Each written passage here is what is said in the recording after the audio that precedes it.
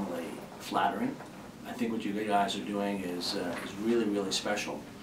Having had a little bit of a small life in the sim world, in the flight sim world in particular, I know how hard it is to do all that stuff. So, and to get a group of you together and find the right skill sets and partner up and put this team together is very cool. And just out there watching your performances on on YouTube is phenomenal. So, and as I said before, for us it's really flattering. So we all really appreciate it. So it's really cool to have it.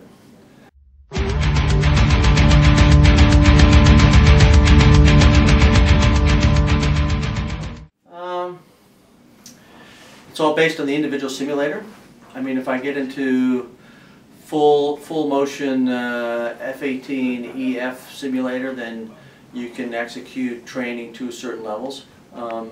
In the PC world, it's different. What it does, the similarities is that your brain starts to think in the right way. So you're thinking energy, and you're thinking geometry, and you're not worried about the upside down and the right side up. You're figuring it all out. What you obviously miss is the physiological aspect of it. So you don't have the G's, you don't have the heat. The MiGs are really hot in the summer, so it's you miss that physiological piece. But overall, it's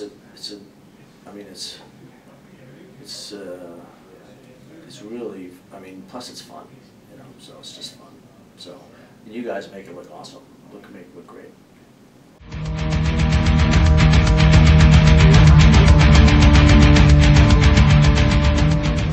It's funny, we just went through this year. This year so far I've flown in a 4-ship, a 5-ship, a 6-ship, and a 7-ship. And now tomorrow I'm going back to a 4-ship. So I'm having my name tag. I was always against numbers. I always wanted to just name, flight lead, lead pilot, lead solo, blah, blah, blah. Because now I said, now I have to have a number that says 1, 4, 5, and 6. Because who knows what day it's going to happen. I'm going to jump in. Like when we had put a Gorda on Saturday, we just flew the 2 MiGs. So we just flew the 2 MiGs by themselves. So I was 1 there, and then and then I've been 6 once. The rest of the time I've been 5 or 4. So it's kind of crazy. But the answer to the real question is the transition is for me it's fairly easy. We have different flows for the different numbers, so the routine itself, how it rolls out, sequence maneuver by maneuver, is slightly different. All the core maneuvers occur, but we sort of change the formations and who does what based on what we think will look the best. For instance, if we have a 5-ship with 1 MiG and 4 L-39s, instead of trying to go up and join like we normally do for a Delta pass with the 2 MiGs, we'll just keep it as the diamond,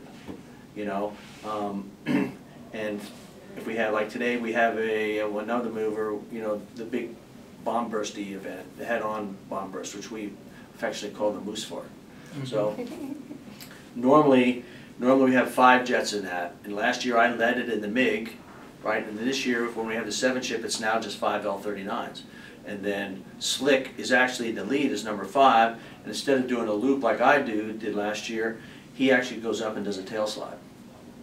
So that was an addition I added to the sequences. He does a tail slide, which is very cool. And then they go by, and then I rage by in a low pass and join them for a Delta belly with me in the slot. But if he's not there and the 2 MiGs are there, then that transitions to 2 MiGs on the outside. So each maneuver has slightly different sequence for the big stuff to make all that happen. So it's a little unique in that regard. But other than that, it's pretty much the standard fare. We did have one unique one this time at Punta Gorda where we had 2 MiGs and we were going to fly a 6-ship, and then John Slick was flying left wing that day. And he broke while we got on the runway before we took off, so he taxied back. So we briefed it to just keep, because the Diamond pilot, we didn't have somebody that was really confident to go into the left wing and then go over the top, so we kept the Diamond or the L-39 stayed in what we call the Dorito. In other words, you had the lead, a right wing in the slot, and an empty hole, which from my vantage point was, I got outvoted. I said, this looks bad. You know, so, but anyway, they just stayed in that. But then when we joined up on the 6th ship, I joined up on the left side and didn't have anybody to fly off. So it made the formation look really, really kind of ugly, you know. So there's little things you learn in that regard. But overall, it's not too hard to shift from formation, you know, one thing. We just breathe a little different flow. And really, what it comes down to basically Jive and myself. Because as the two guys, the two sort of separate flight leads and thing, we're the ones that are coordinating the flow between us. The other guys are just, I mean, you know, their job is to stare at paint. They do it very well, but they're gonna follow Jive around, or Buick's gonna follow me around, or he's gonna do whatever maneuver is called for as an individual. So.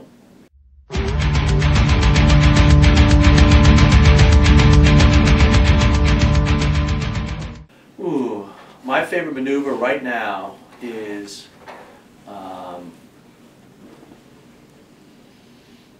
probably the I like the section, the 2-ship banana pass at the end of our show is probably the coolest one we do, I think, just from a visual perspective. The coolest one, the next formation one is the slot roll. And we haven't unveiled yet, but we practice it, but double slot roll. So the MiGs are going to come up and roll twice while hitting the slot. Nobody's ever really done that before in a real life jet, so that'll be a new and unique one. From a solo performer, anything that's really low and fast is good. So really low, fast. So.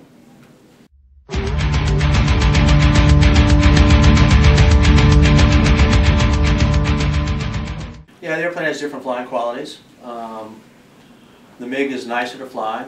It's just more of a pure, cool jet, more of a pure fighter. The T-33 is a trainer. It's got a couple of idiosyncrasies. The stick forces in it are much heavier. So when I pull in G's or something, it's much more pounds per G. So it's very heavy, but it's very reliable. It's got a good smoke system, and I wish I could transition. I wish I could take the MiG and turn it into a T-33 when we have to go somewhere, because our T-33 is, the cockpit is all glass, it's all Garmin 500s, it's all beautiful, you know, really pretty cockpit, and very, very capable IFR, you know, so the MiGs are they're a little more basic in that environment, plus we don't have the range, so this T-33 can go at least twice as far, so it can go 700 miles, and we're 350 miles with the MiGs. So. But they're both a cool aspect. I tell you what's funny though for you guys is that the wing guys, the left wing and the right wing, hate the T-33 if I'm in the slot, because those big huge drop tanks come in, and when I get up in the slot, really tight in the slot, my wingtips, my drop tanks are in line with their fuselages, and it just pushes them up, so they're having to really push down to stay in formation, which is, you know, once you're really tight here, they're having to push forward because I'm pushing them up into jive. So it's they whine about it, say, we don't ever want that thing, we're going to get rid of it. So actually Jared has decided to sell the airplane, and we're going to get another L-39 as a spare. So.